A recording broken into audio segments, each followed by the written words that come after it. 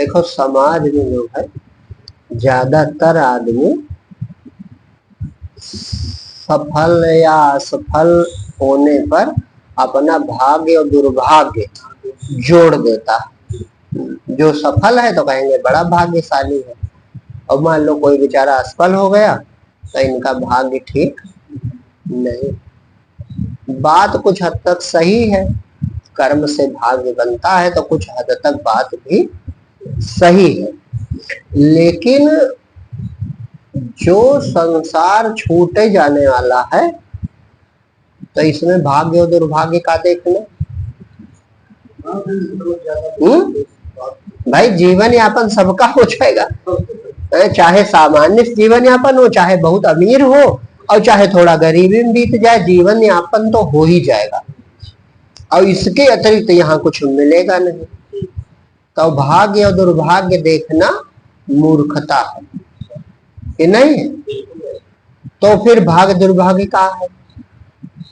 सचमुच में भाग्यशाली वह है जो भगवान का हो गया, और दुर्भाग्यशाली वह है जो भगवान से विमुख हो गया। हाँ, ये एकदम सत्य बात है। भाग्यशाली केवल वही है। जैसे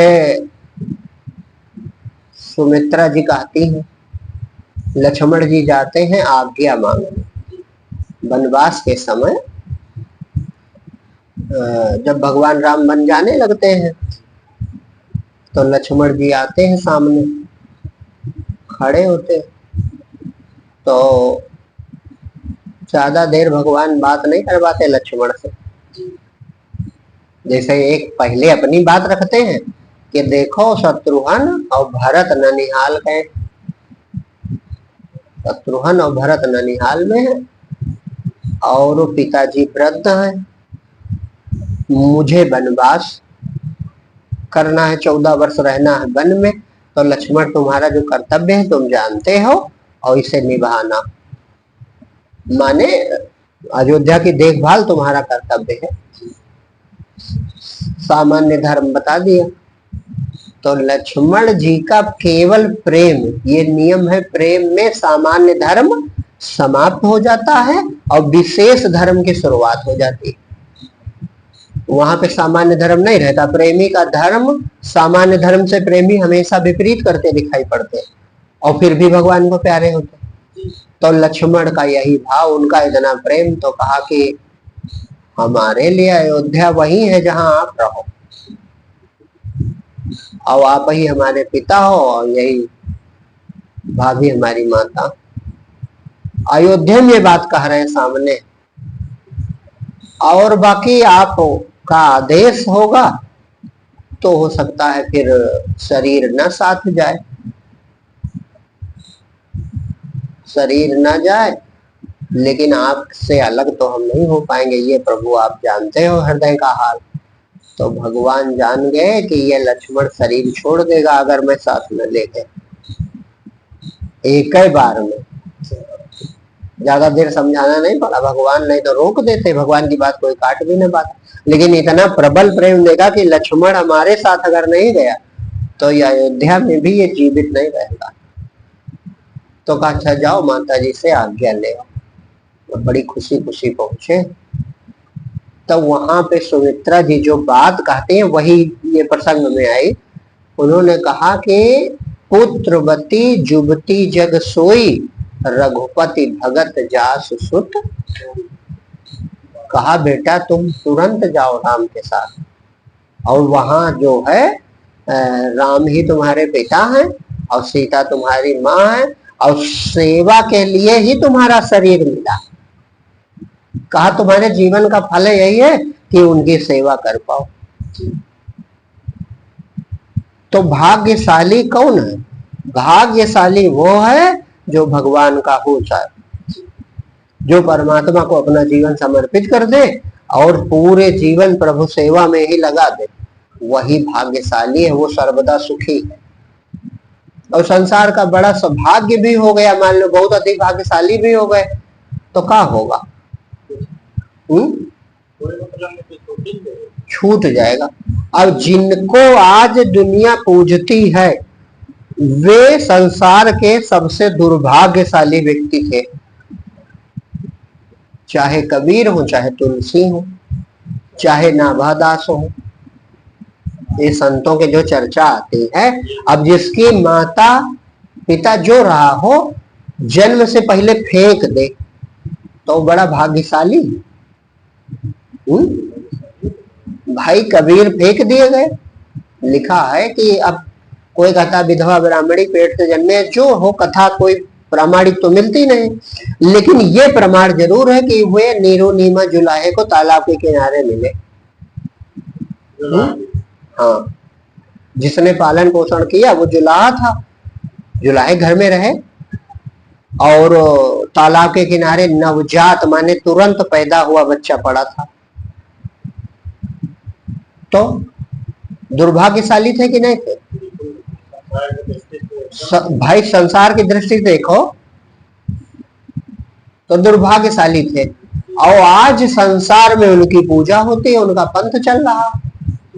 तो भगवान के हो जाना भाग्य है कि बहुत बड़ी संपत्ति हो जाना भाग्य है? विचार करना चाहिए कि भगवान के हो गए तो जो, जैसे तुलसीदास ने लिखा, तुलसीदास की तो कथा में ये आता है कि जब जन्म हुआ इनका तो थोड़ी ही देर बाद मां मर गई। तुलसी जो थी वो थोड़ी देर बाद, जन्म देने के थोड़ी ही देर बाद मर गई। तो पिताजी आत्माराम बड़े दुखी। अब जिसकी पत्नी मर जाए तो आदमी खुश होगा, है? और दाई आके बताई कि माँ को खा गया बेटा, बड़ा कुलच्छनी है। तो इनके मित्र आए तुरंत वहीं पर, वो ज्योतिष का बड़ा ज्ञान रखते थे। नाम सबके प्रामाणिक है कि नहीं, हमने जो पढ़ा गंगाराम उनका नाम था, गंगाराम ज्योतिषी। तो वो जो है कहे कि हाँ जो इसका लगन है जन्म लेने का वो बड़ा शुभ है, अभुक्त मूल नक्षत्र है इस समय, और ये लड़का, ऐसे जो लड़के होते हैं वे घर के लिए ठीक माता पिता ये नहीं। तो माँ को तो खा गया, और दुबे जी देखना मत चेहरा, नहीं तुम्हें भी खा जाएगा, माने तुम भी मर जाओगे। इतना ये कुलच्छनी बेटा आया है घर में। तो जो है फेंक दिए गए, फेंक दिए गए। और फिर पार्वती नाम की एक भिखारन थी, भीख मांगने वाली औरत, उसका नाम था पार्वती। इसमें रामचरितमानस में शायद मुनिया नाम लिखा है इनके जीवन कथा में। उसी भिखारी, बहरहाल वो भिखारन थी बुढ़िया। तो उसने देखा बच्चा पड़ा तो उठा लिया। अब वो किसी तरह जी बच गया, किसी तरह बच गया। तुलसी ने कवितावली में लिखा है, मातु पिता जग जाहि तजो और विधु न लिखी कछु भाल भलाई। मैं इतना दुर्भाग्यशाली हूँ संसार का कि माता पिता जिसे त्याग दे उससे दुर्भाग्यशाली कौन होगा। और ब्रह्मा जी ने भी यक्को लकीरें हमारे मस्तक पे अच्छी नहीं लिखी। ये उनकी स्वीकारोक्ति है, मैंने खुद अपनी कवितावली में लिखे। किसी तरह जीवित हो गए। कहते हैं 5 साल तक उसके साथ रहे, उसी पार्वती विकारन के साथ, मुनिया के साथ। और एक दिन बहुत बड़ा तूफान आया। तो उसी दिन शाम को उसे बड़ा बुखार था पार्वती को। कह रही बड़ा जाड़ा लग रहा बेटा, बड़ा जाड़ा लग रहा। तो बोरा कंबल और ये सब डाल दिए, ऊपर से खुद लिपट गए। और रात में तूफान आया और वो मड़ैया गिरी और उसी रात वो मर गई। सुबह हुई तो सब हटाया किसी तरह। अब उस समय बच्चे को उम्र 5 साल है, वो भिखारी है, तो नाम भी कोई नहीं उसका। हाँ, सोचने वाली बात है कि हाँ ऐसा व्यक्ति आज संसार में पूजा हो रही, तो भाग्यशाली कौन होता है। ये प्रमाण है ये लोग। तो जब धूप निकल आई तो वो रो रहा कि अम्मा उठो, अब तो सुबह हो गई, धूप निकल आई। तो गांव के लोग इकट्ठा हुए, देखा तो कहा बुढ़िया तो मर गई। तो अपना उसका क्रियाक्रम कर दिया। अब ये रोता रहा। भिखारी कौन पूछे, जहां जाए भगाया जाए, जहां जाए। ये तुलसी ने खुद लिखा कि बारे ते ललाट बिललात द्वार द्वार जात। माने बचपन से ही मैं उस कुत्ते की तरह दरवाजे दरवाजे जाता रहा और दुत्कार खाता रहा, जैसे कोई कुत्ता रोटी के लिए जाता। तो ऐसे भटकते भटकते तो लिखा है कि यहाँ पस्का आ गए। पस्का कमियार क्षेत्र ये, हाँ ये गोंडा वाला। यहाँ इनके गुरु जो थे नरहरदास, उनकी कुटिया थी। तो उस जिस दिन ये पहुंचे इत्तेफाक से, उस दिन नरहरदास नहीं थे। तो पहुंचे का कोई बड़ा आदमी तो पहुंचा नहीं, 5-6 वर्ष उम्र थी। तो कहते हैं कि गुड़धनिया चढ़ता था पहले ना, हनुमान जी की पूजा होते थे वहां, हनुमान जी का चबूतरा अभी भी है। तो वही गुड़धनिया चढ़ी थी। तो वो अपना बंदर खाएं और कुछ दाने इधर उधर बिखर जाएं तो खुद भी खाएं। इन्होंने ये भी लिखा है कि एक तरफ बंदर झपटे, एक तरफ हम, और चना के 4 दाने मिल जाएं तो जानो धर्म अर्थ काम मोक्ष सब मिल गया। ऐसा जीवन था आरंभिक। जहां जहां जाए गए भगाए गए, जहां जहां गए भगाए गए। तो 2 दिन रुके रहे वहीं पर, वहां कुछ खाने को मिलता रहा तो सोचा ये जगह बढ़िया है। तीसरे दिन नरहरि बाबा आ गए। तो वो बड़े संत थे, तो कुछ उनके 10-20 जो शिष्य थे वो सब आए, प्रणाम करने लगे। तो ये दूर खड़ा, काहे के लिए कि जहां गए मंदिर अंदर में तो यही कह रहे हैं अछूत कर दिया, खराब कर दिया, मंदिर खराब कर दिया, किनारे भगाओ किनारे भगाओ। तो दूर खड़े। तो नरहर दास संत थे पूर्ण। तो उन्होंने देखा कि कोई भिखारी बच्चा है छोटा खड़ा।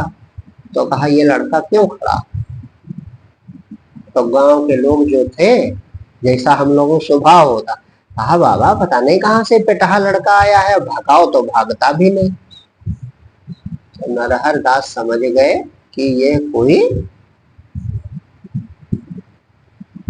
अनाथ होगा, क्योंकि भगाने पर आपका बच्चा कोई भगावे तो भगे कि नहीं भगे। अरे तुरंत रोता हुआ आएगा, माँ से लिपट जाएगा। और माँ कहेगी कि इसने भगाया, कहेंगे फला। तो कहा आज से उनके दरवाजे मत जाना, बुलावे फिर भी मत जाना। तो संत तो जानते हैं कि अगर इसका कोई ठिकाना होता तो भगाने क्यों नहीं भगेगा, अब तक चला गया होता। तो ये अनाथ है, इसका कोई हाय नहीं, ये पक्की बात है। तो बुलाया, कहा बेटा इधर आओ। और जैसे बुलाया ये दूर से रोने लगे। हर मंदिर में जो होता था, बाबा हमने मंदिर जूठा नहीं किया, ना मंदिर के अंदर गए, और बाहर जो चना वना गिरा था वही खाए हैं। कान पकड़ के रोने लगे।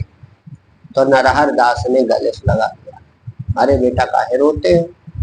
अब गले से लगाया तो नरहरि को तुलसी उस समय नाम तो था नहीं, लेकिन उस बच्चे को लगा कि मुझे भगवान ही मिल गए।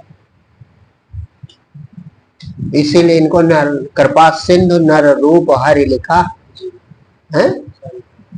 बंदो गुरुपद कंज कृपा सिंधु नर रूप हरि। कहा मनुष्य रूप में हमें परमात्मा ही मिल गया। काहे, वो एक भिखारी ने पाला था, उसके बाद हर जगह केवल दुत्कारें मिली थी, किसी ने हालचाल पूछा नहीं था। तो नरहरि बाबा ने पूछा कि बेटा कहाँ से आए। तो कहा बाबा हम जानते नहीं कहाँ से आए। और 6 साल का लड़का कहाँ जाने, कहाँ जाओगे। तो रोने लगा, बाबा कहाँ जाएंगे, हमें कोई ठिकाना तो है नहीं। अच्छा माता पिता का नाम मालूम है। नहीं बाबा हमें नहीं मालूम, हमारे माता पिता कौन। अम्मा थी हमारी, मर गई। वो पार्वती को अम्मा कहता था उस भिखारी ने। लिखा भी है उन्होंने, कहा जायो कुल मंगन, मैं मंगता के कुल में पैदा हुआ हूं, मैं ब्राह्मण कुल में नहीं पैदा हुआ। ये कविता वाली पंक्ति है, जायो कुल मंगन।